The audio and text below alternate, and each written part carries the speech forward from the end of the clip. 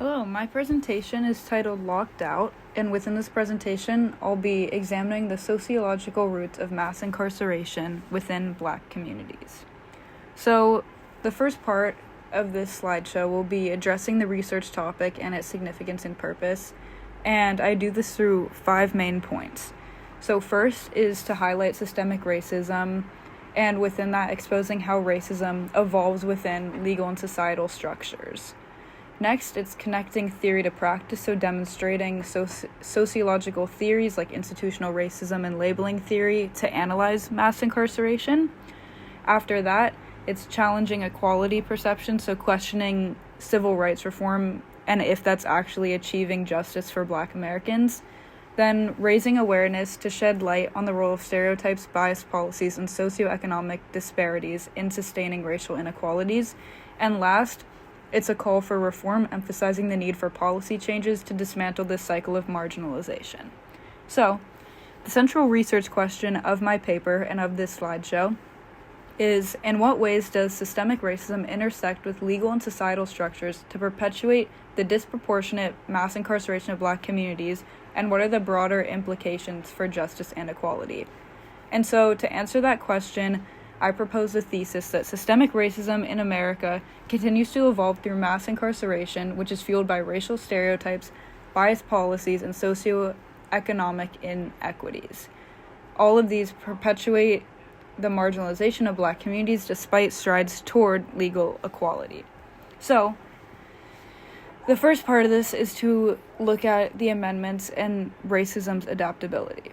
So even though the 13th, 14th, and 15th Amendments marked progress legally by abolishing slavery with the 13th, granting equal rights with the 14th, and securing voting rights for Black men with the 15th, racism has persisted due to its adaptability and evolving new forms.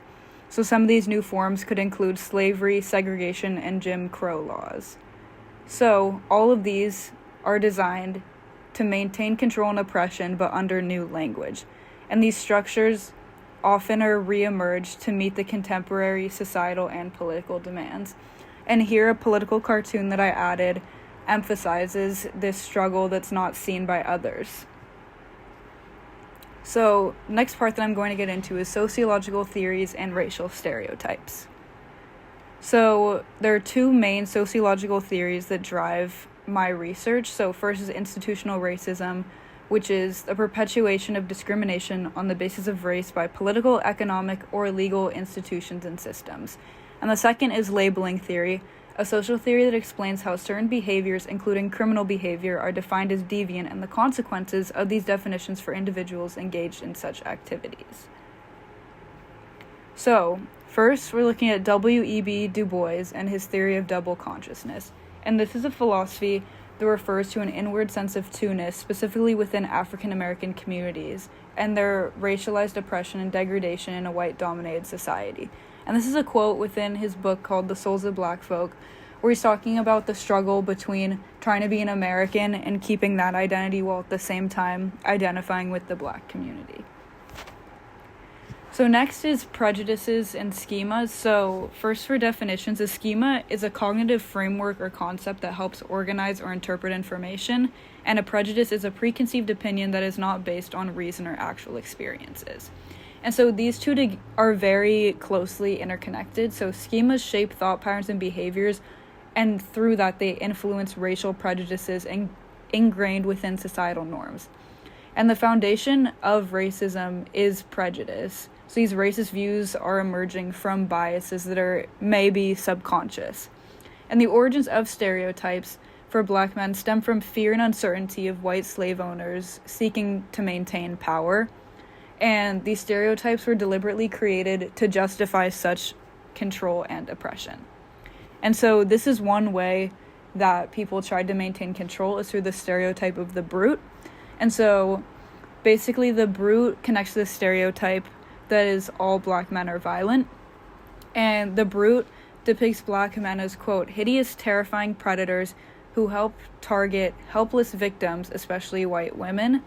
And this caricature was rooted in the belief that once slaves were freed by white men, that they would unleash their animalistic tendencies in what was seen as a civilized world and revert to crime. and a lot of propaganda was pushed at this time. As you can see on the right, this was one of the various books that was used, and within this, black men were mainly seen as a target against white women, which added more pressure and added fuel to the fire to push these stereotypes. Another point was that the brute stereotype quickly spread through books, movies, and scientific journals, and through that it became a justification for the lynching of black men. And this is a quote from a book called How Sleeps the Beast, which was one of the original roots of this brute stereotype. And so the quote says, "When a knock is heard at the door, a white woman shudders with nameless horror. The black brute is lurking in the dark, a monstrous beast crazed with lust. His ferocity is almost demoniacal. A mad bull or tiger could scarcely be more brutal. A whole community is frenzied with horror, with the blind and furious rage for vengeance." And so the brute today is still very impactful. So commonly when a black man displays aggression, their blackness tends to heavily be taken into account for their behavior as if it's something they can't control and it's innate. And this permeates through American culture and the culture of prejudice to the point where there's a social perception that black people are seen as inherently dangerous. And the title of the brute has transformed into the title of the thug, and the stereotype, due to labeling theory, has become a self-fulfilling prophecy. And here on the right, you can see how even ads in Vogue still contain the stereotype of the brute. So the next section is policing and criminal justice practices. So first is broken windows policing, which focuses on aggressively pursuing minor crimes in order to reduce major crime. It's based on the theory that visible signs of disorder, like a broken window, encourages a decline in respect toward the law, people's rights, and property. And not only did broken windows policing fail, but it also provided a cover to deliberately target black and brown communities. A recent report showed that 97% of those stopped are black and Latino, despite making up less than half of New York City's population. So that was from the Council of New York City when talking about people that are stopped due to broken windows policing. And next is stop and frisk policies. So this is when a police officer can detain any person on the spot that they believe has, quote, reasonable suspicion, and that person being engaged in illegal behavior, and then they frisk or pat down the person if they believe that the person that they stopped is armed. This policy is rarely successful. Data collected by the ACLU shows that police found a firearm less than 1% of the time when they stopped pedestrians. And this policy uses a method to racially profile and target black Americans, and they can use calling reasonable suspicion as a way to justify these stops. Next is the school-to-prison pipeline, which is the process by which students are funneled out of public schools and into the criminal justice system, and this very disproportionately affects students of color.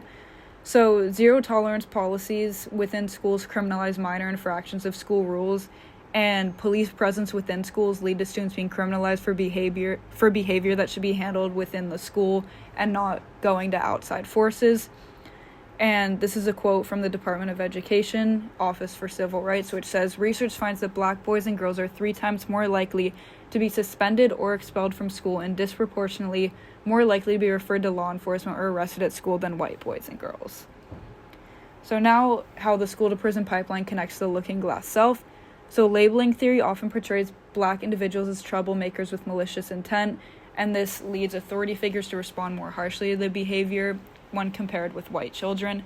This constant suspicion of young black men connects to a negative sense of self. And so when children are always seen as the bad guy, they start to internalize that and they see themselves as that role. And this can connect to Charles Cooley's looking glass self, which asserts that individuals form their sense of identity based on how they believe others see them. Next is the war on drugs, a government-led initiative aimed at reducing illegal drug use, distribution, and production.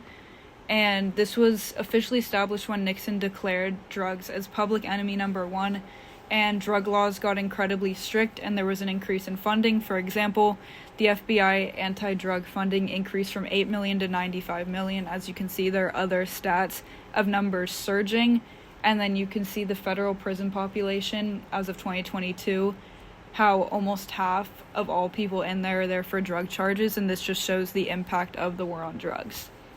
So now, how the war on drugs impacted communities of color is it disproportionately affected minority and low-income communities, leading to mass incarceration. While crack cocaine and powder are almost identical, prison sentences for cocaine powder, which are commonly used more by white individuals, are much lower. So 5 grams of crack carries a minimum sentence of 5 years in federal prison, while 500 grams of powder cocaine carries the same sentence. And this quote down below was made by somebody that was under Richard Nixon's team, and this was incredibly scary to read, claiming that the war on drugs was all about the anti-war left and black people. It had nothing to do with drugs. It was more about targeting people of color.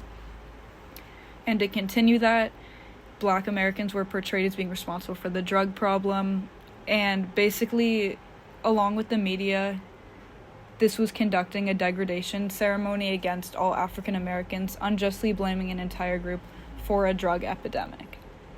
So next is legal and economic disparities. So this is implicit bias in sentencing. So an overrepresentation of black Americans in prison lead to different treatment of defendants based on race. And this also leads to a lack of social mobility because black Americans are always being targeted and seen as criminals.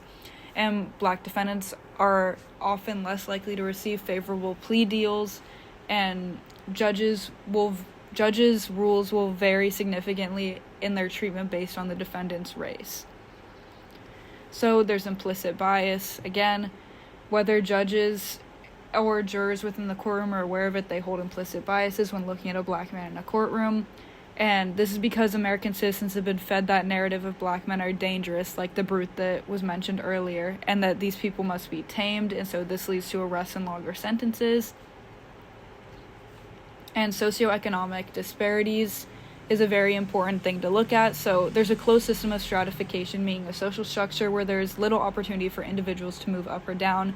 Now this leads to targeting of low-class black Americans that are being faced with fines and needing to appear in court, cannot afford a private attorney, because these prices can end up in the tens of thousands of dollars just to be represented in court, and a lack of fund and resources available for public defenders can lead to weaker defenses, poorer outcomes, including longer sentences.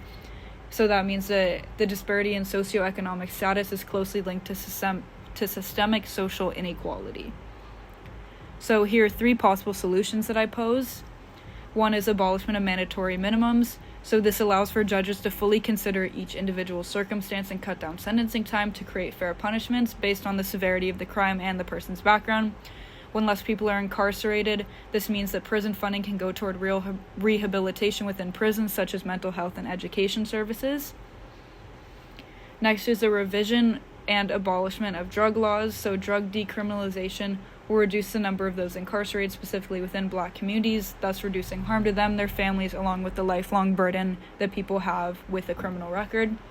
Drug laws in place enable police to profile and target black men in communities and therefore reinforce and justify mass incarceration. The billions of dollars being poured into these drug laws and agencies can go towards real public health resources and improve access to treatment and rehabilitation. And last is alternatives to incarceration for drug-related crimes.